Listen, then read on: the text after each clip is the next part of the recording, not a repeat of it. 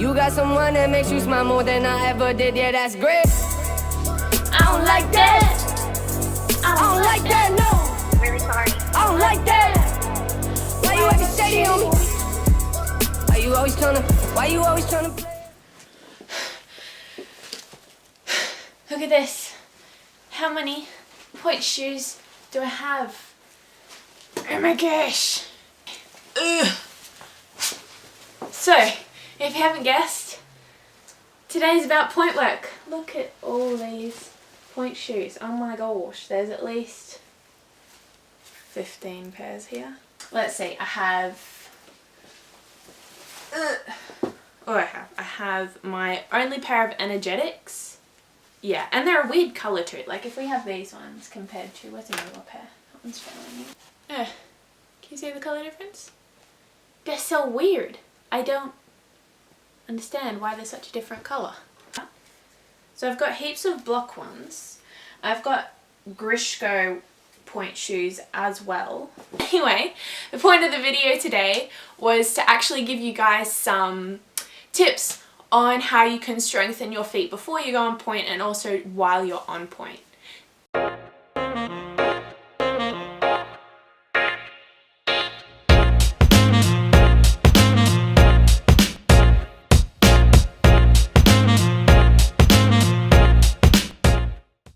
I am by no means a podiatrist.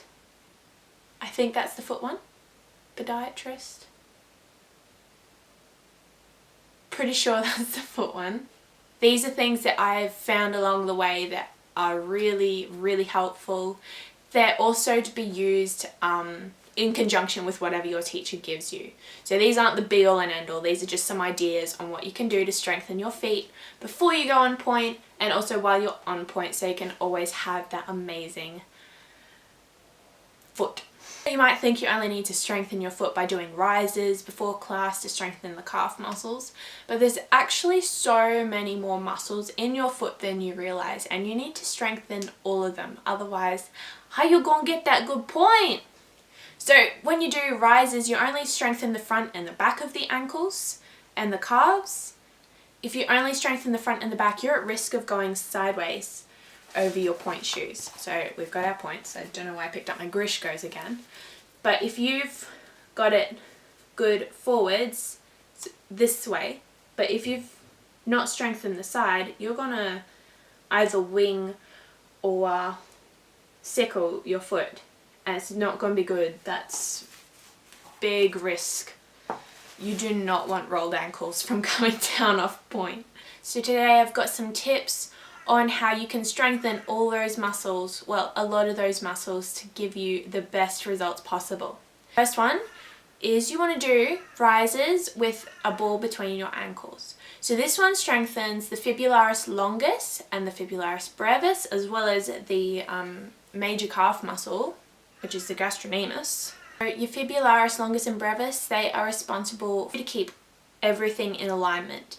If you're just rising at the bar with nothing between your ankles, you can, either wing or sickle your foot, which is really not good because you're strengthening the wrong muscles. So having a ball between your foot helps it to go up and down nice and evenly in alignment. The second exercise I had today was walking on your heels. Now this is kind of weird, but you also need to strengthen the front of your ankles as well as the back of your ankles.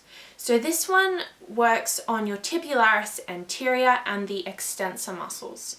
Tibialis anterior runs up the front of your leg alongside the shin bone. For example, by strengthening this muscle, it gives you that gorgeous and juicy look of coming off Pointe, so it's nice and soft because you've strengthened it, so you now have the strength to come down through your demi-pointes into a beautiful fondue. So another exercise for the lower leg is pointing and flexing with a TheraBand. This strengthens, again, the tibialis anterior, but also the smaller muscles in the bottom of the foot, the ones that you use to go through demi-pointe. Having the resistance there makes them really work extremely hard. But it again strengthens the front of the leg, so you have that beautiful point and flex action. Another thing to do with the TheraBand is to wrap it around the side of your foot and work on the intrinsic muscles in the sides of your legs so that you have the strength to stay directly on point and to stay in alignment. If you only work your sickle, then of course you're going to sickle while you point. If you only work your wing, you're going to wing a lot when you point. So it's really, really important that you do both and not just one. You might want that beautiful wing, but that only comes after training lots and lots. You need to work in alignment first. And then I've got just 2 little exercises that you can do for the intrinsic muscles in the bottom of your foot. The first one I have is doming. So you get your foot as flat as you possibly can, toes all spread, and then you lift the arch of your foot and you try and draw your toes back towards your heel but not crunching.